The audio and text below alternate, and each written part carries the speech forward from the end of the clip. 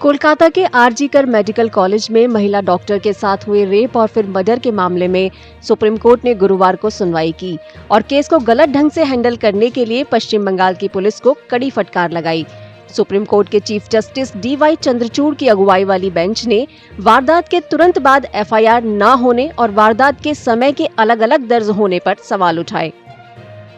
So far as the procedure used by the police initially, Supreme Court initially said that the investigation by the police appears to be a botched up investigation because initially, as I told you, a general diary entry was made at 10:10 in the morning where the incident was reported as a trainee doctor lying in half naked condition. Supreme Court also expressed displeasure on the manner in which investigation progressed because the post-mortem happens in the evening around 6:10, between 6:10 to 7:10 in the evening, and the FIR is registered much belatedly, and the body is sent for cremation much before that.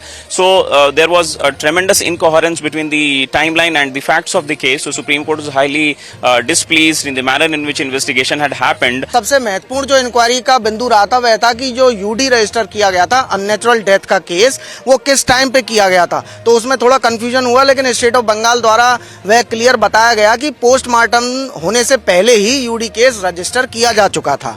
तो इस बात को लेकर काफी detail में जो है documents का एग्जामिनेशन किया गया कोर्ट द्वारा, और साथ ही में कोर्ट द्वारा यह भी कहा गया कि नेक्स्ट डेट पर कोई responsible police officer West Bengal का, जिसने ये सारा जो उस समय इन्वेस्टिगेशन हुआ या जो भी क्राइम सीन पे जो भी एक्टिविटीज की गई पुलिस द्वारा, उन सबको रेस्पॉन्सिबल रिप्लाई देने के लिए उपस्थित रहे। हालांकि सुप्रीम कोर्ट की सुनवाई में अस्पताल के अंदर सुरक्षा को लेकर भी सवाल उठाए। सुप्रीम कोर्ट ने डॉक्टरों, खासतौर पर रेजिडेंट डॉक्टरों के हार्डवर्क शेड्यूल को भी देखा और कहा कि गठित नेशनल टास्क फोर्स यानी एनटीएफ इस पहलू पर भी गौर करेगी। सुप्रीम कोर्ट ने अर्ज करा है कि डॉक्टर्स को ड्यूटीज में वापस चले जाना चाहिए बिकॉज इससे law and order of the country affect होता है। 9th से आज 22nd almost 13 days have gone. तो सुप्रीम कोर्ट ने फिर अर्ज करा है दैट डॉक्टर्स को ड्यूटीज में वापस जाना चाहिए।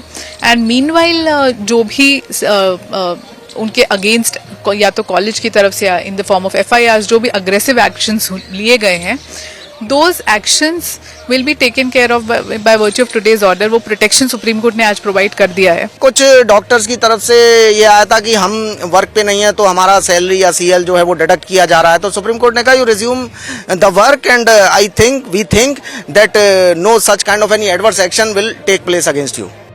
सुप्रीम कोर्ट ने स्वास्थ्य मंत्रालय को एक पोर्टल बनाने का भी निर्देश दिया, जहां डॉक्टर, नर्स और बाकी stakeholders national task force के सामने अपने सुझाव दे सकें। कोर्ट ने सभी राज्यों और केंद्र शासित प्रदेशों को अस्पतालों में हिंसा की किसी भी आशंका को रोकने के लिए कदम उठाने का भी निर्देश दिया है। इस मामले में केंद्र 2 हफ्ते के भीतर इस मुद्दे पर सभी राज्यों के साथ बैठक करेगा। अगली सुनवाई 5 सितंबर को होनी है। अगर आप ये वीडियो YouTube पर देख रहे हैं तो हमारे चैनल को सब्सक्राइब करें और बेल आइकन को दबाना ना भूलें। अगर आप Facebook पर ये वीडियो देख रहे हैं तो हमारे पेज को लाइक करें।